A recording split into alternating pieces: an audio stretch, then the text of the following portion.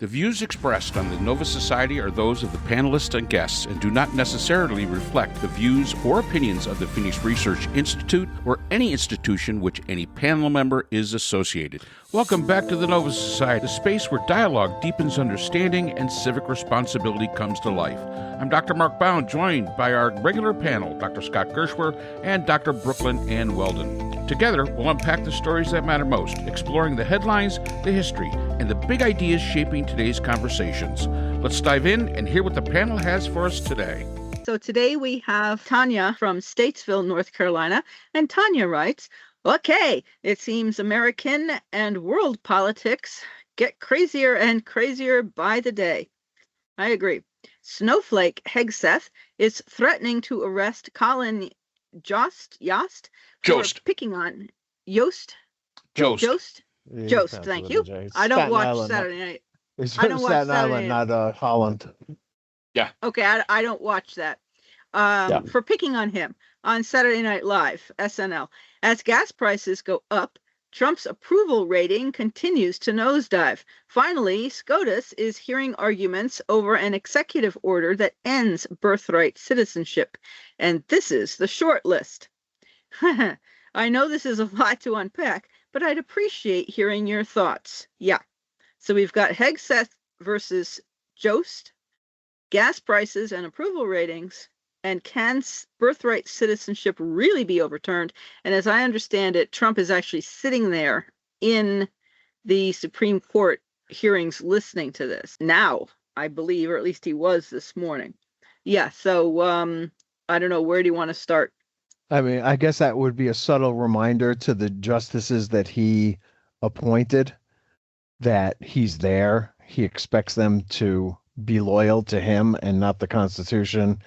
And, you got to get this job done. I gave you one of the greatest jobs that anybody's ever had, a lifetime appointment, and you better deliver for me. But I don't think it's going to work. No. And here's the thing. It was a great court ruling late last night. I don't know if you guys saw this because it was pretty late, where the judge in, I guess it's Washington, D.C., Judge Amit Mehta, rejected Trump's claim of political immunity and said that January 6th was a campaign event, not an official business, right? Which was the Supreme Court's take on his immunity. And it allows people to sue him in court for basically inciting a riot. Yep. So, I mean, sometimes the courts are doing the right thing. And there was another recent one that a judge came out and said that the President of the United States is the caretaker of the White House and is not the owner, and has put a stop to building the new ballroom. So, I mean, yeah, you're right, Scott. Sometimes the court stands up. And, of course, they're going to appeal it because this is the way the court system works. And it'll be really interesting to see because it takes so long to get through the court system. And it's a process. And it's a process for a reason. And many Americans, we really wish that it would go a lot quicker than it does when we're sitting on the outside. But if we're sitting on the inside of a court case, sometimes that delay thing is a good thing. We would look at it as a good thing. So it will be interesting to see how these cases, as they move up the ladder, and how they're ruled upon, because the law, again, is interpretable. In a lot of ways, it's interpretable by your own, I'm not going to say political ideology, but by your ideology of the wording of how it's worded out there. And that's a very important point. And yeah, I did not see that, Scott, but that is an interesting development. And I am sure that is something that will again reach the Supreme Court. No doubt, yeah. And that may be a good thing. I've always said, it's like Roe versus Wade. Somebody once asked me, can that be overturned? Back before it was. And I said it all depended on the argument. If you make the right argument, you can overturn anything. If you make the right argument. And it's very possible that this judge in Washington, D.C., as far as the immunity is concerned, has made the right argument, or has given the lawyers that are going to continue to take this forward the right argument. So we'll see how that plays out. As for Colin Jost, I don't think he has anything to worry about. I mean, let's face it. He's married to Scarlett Johansson, and I wouldn't be worried about much of anything. Yeah, I don't think he's worried about. I don't think he's worried about it at all. I don't think he's concerned about it at all. What else? It makes about $500,000 a year doing that little shtick there, and and his wife makes about 40 times more than he does. Yeah, he's sitting pretty. This is the there's a couple of things that have to do with Iran that I wanted to bring up. That are pertinent here. Where do I begin? I'm going to start with this one. Yesterday, Trump had some kind of like press conference at his desk where he was like waving his arms around and doing the invisible what do you call it? What's that thing? He does this all the time.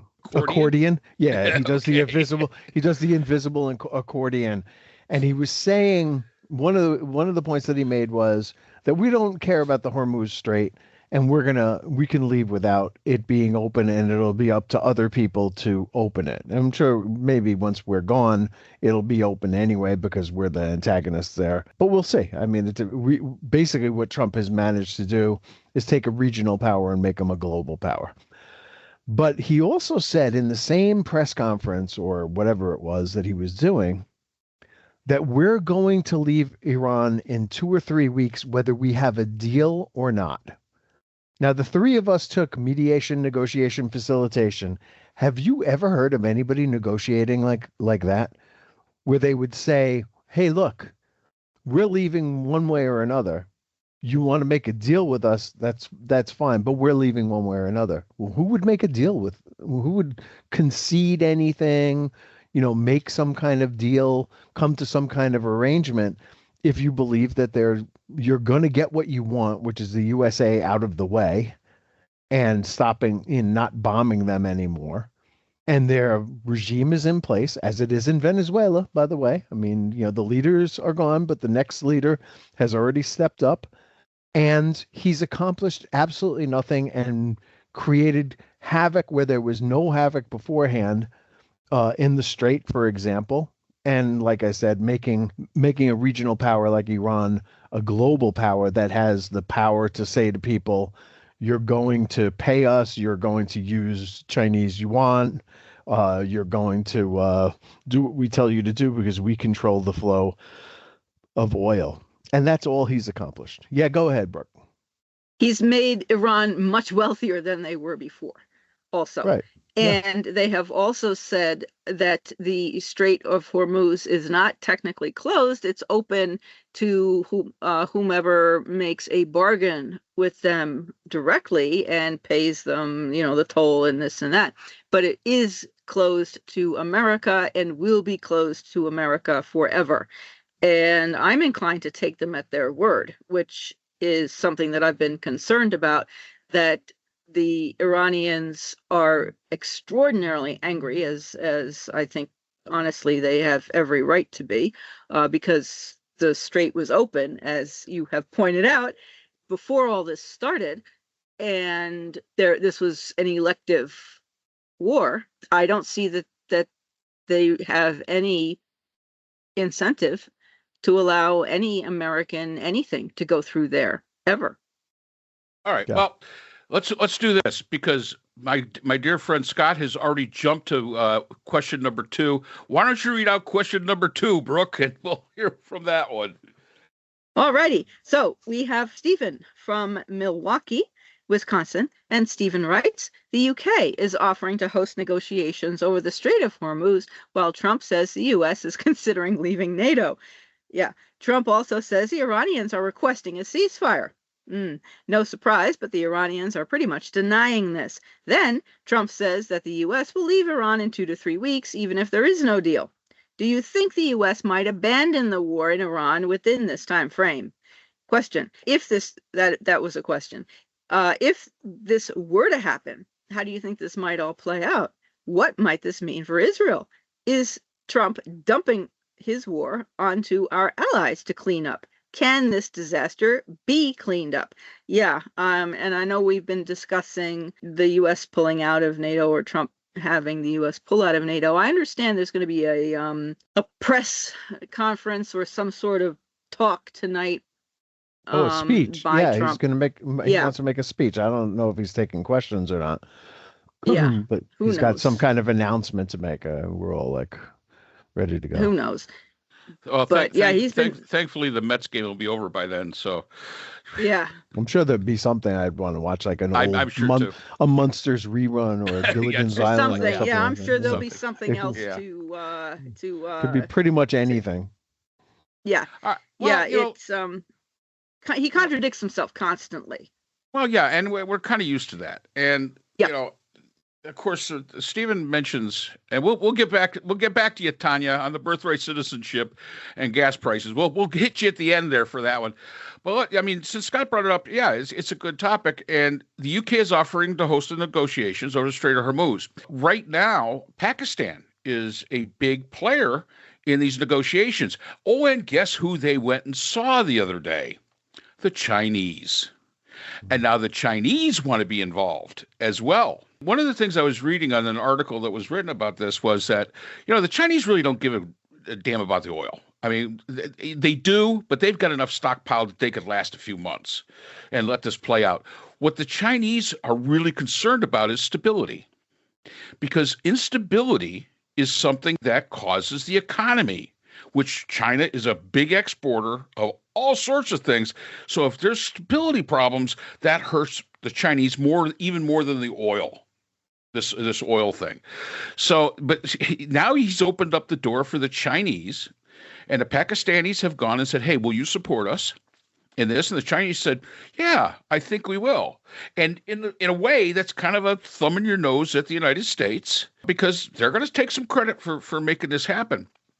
And, the UK, making the offer, I think that's a smart move on Stammer's part, the PM of Great Britain, because he's not involved in all the things that the British people don't want him to be involved in, such as boots on the ground, such as, military assets being put out there. And there's a lot of arguments over why he's maneuvering that way. Again, it all depends on who you listen to. Some in Britain say it's because the British are just not that powerful anymore, and they just don't want to be involved. But I think that's a pretty good move by the UK, because it's not going to piss off the Iranians. It's going to get them, if it's true that only those oil going to Israel and the United States is being stopped, but everybody else keeps their nose out of this. That gets through. Yeah, that could be a very smart move on his part. But Brooke, you bring up it's contradictory. Trump says the Iranians are suggesting a ceasefire. The Iranians are looking at him saying, we don't even know what he's talking about. Once again, we're basically negotiating with ourselves. But to Scott's point of we're going to leave in 2 to 3 weeks, even if there is no deal. And Scott's right. I have never, ever in my life heard that was a strategy that even remotely looks sensible. I mean, what's the point? It's like saying to a car dealer, I'm going to buy this car whether you lower the price or not. So let's get negotiating. It's insanity. It's insane. I mean, yeah.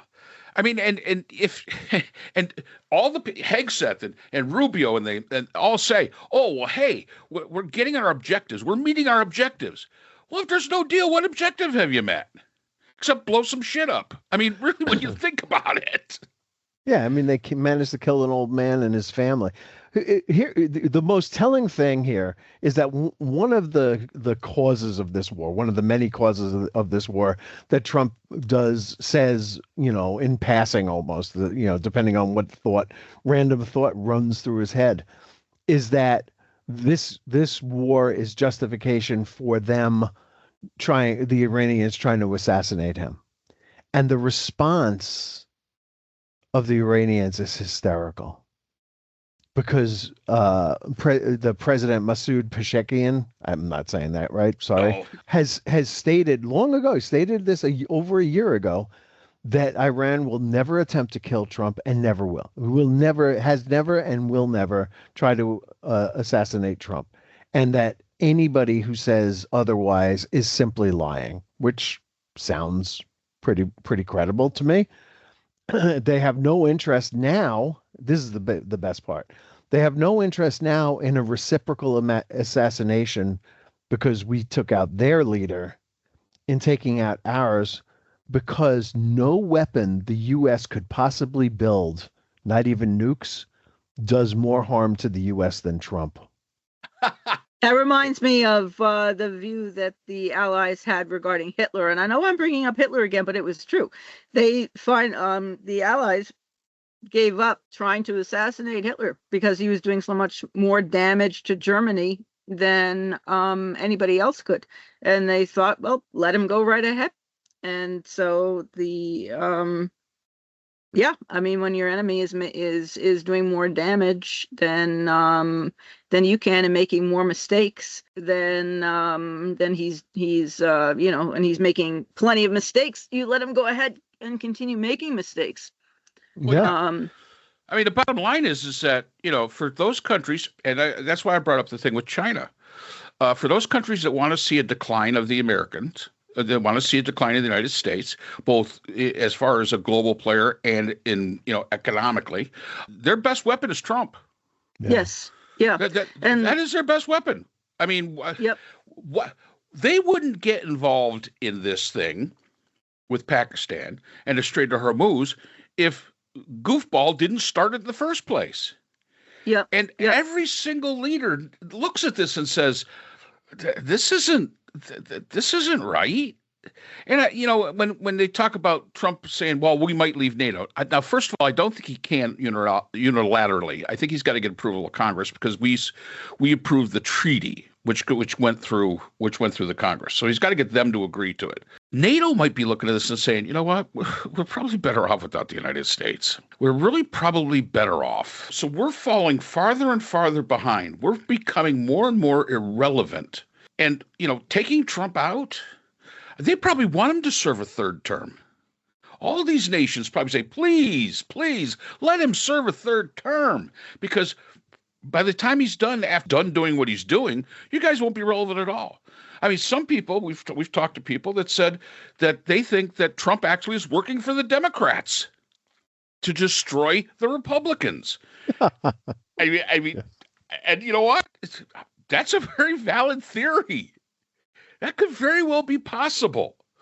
It as convoluted as that may sound, I don't know. I mean, you sit back and you look at some of these things. You know who does support, who Trump touted? Well, President Putin supports, the United States leaving NATO. Well, of course he does. I mean, that's the one person who would support having the United States leaving NATO. That's Putin must be rolling on the floor with ecstasy with all this. I think, I'll be honest with you, Brooke. With the problems that they're having with the Ukrainians, if Putin had any designs on any other parts of Europe, I think that his actions and really the failures that he's seen in Ukraine have basically told him, you can't beat the Ukrainians. God mighty, you're never going to beat the Poles. And geez, don't go after the Finns because they kicked the shit out of you the last time you went after them. And maybe we got to leave the Germans alone. That's probably not all that grave an idea. So, that might be just he may be very happy about it. He may be thrilled about it, but I think he's more thrilled about it because it puts the United States back into basically irrelevant. What relevance do we have in the world once we leave NATO?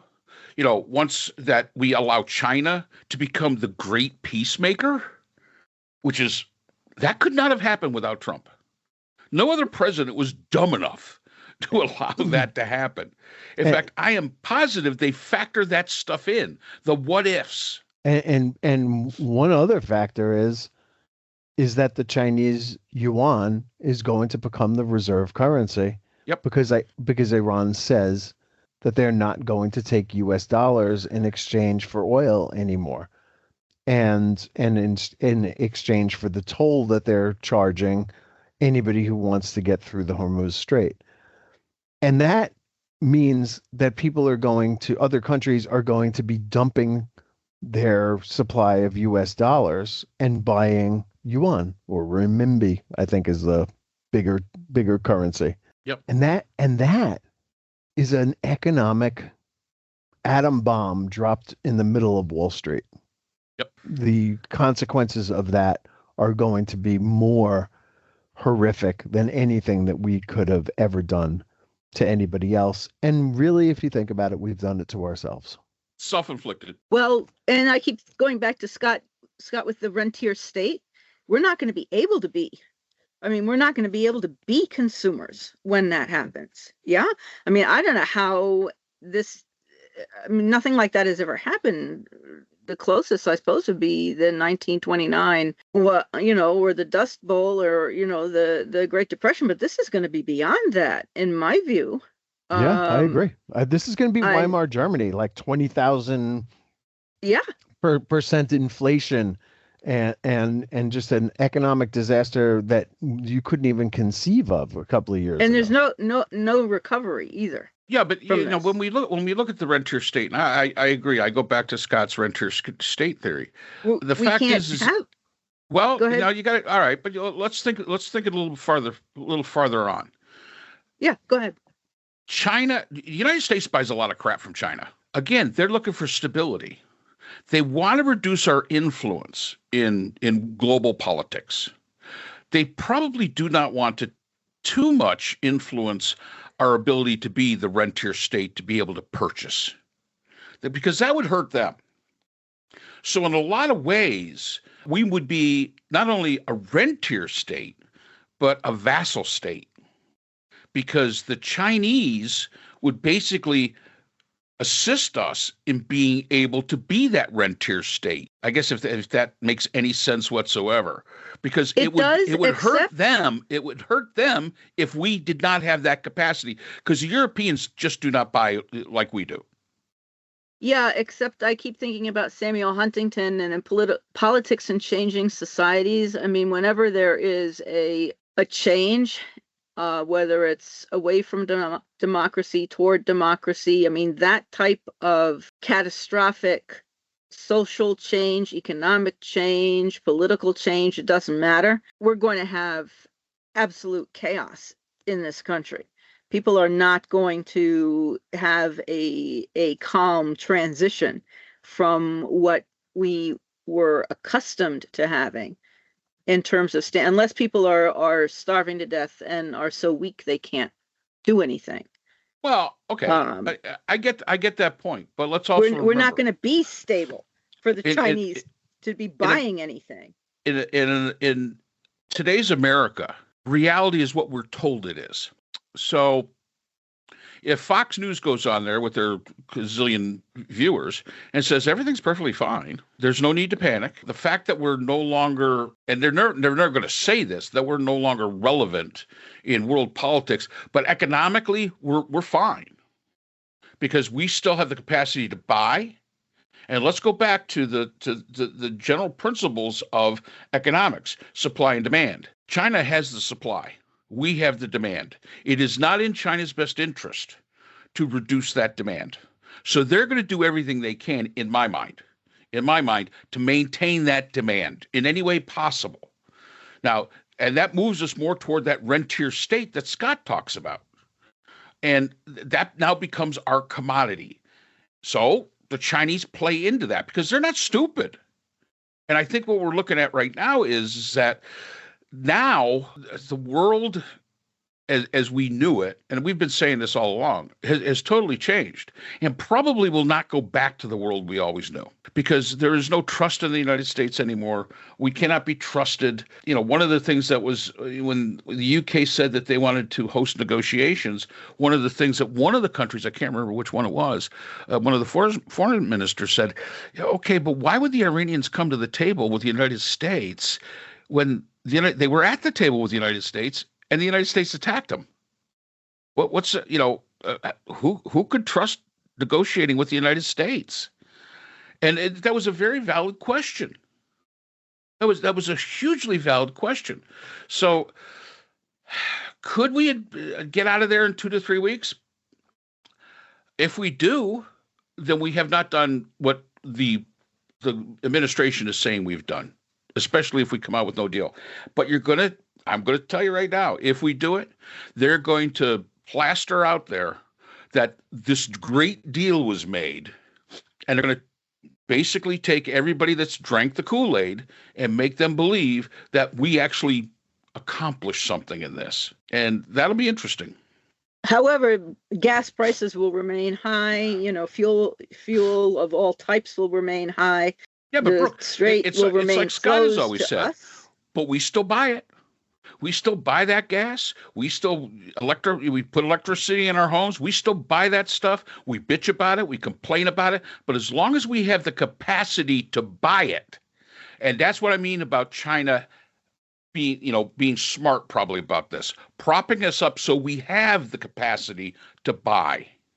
Now, how they're going to do that, I don't think it's Keynesian economics, but I think that would be my thought, is they're going to figure out a way to do that. And we will continue this conversation in our next episode. And that's all the time we have for today's episode. The Nova Society is a production of Nova Society Media, a division of the Phoenix Research Institute. We want to thank our production partners, Buzzsprout, who hosts the Nova Society, Audacity, our editing team, Apple Podcasts, the largest source of podcast and music online, Spotify, the most popular platform for the Nova Society, and iHeartRadio, your destination for all things music and podcasting. The Nova Society is available on all of these and other quality platforms listed in our description. And most importantly, we want to thank you, our listeners.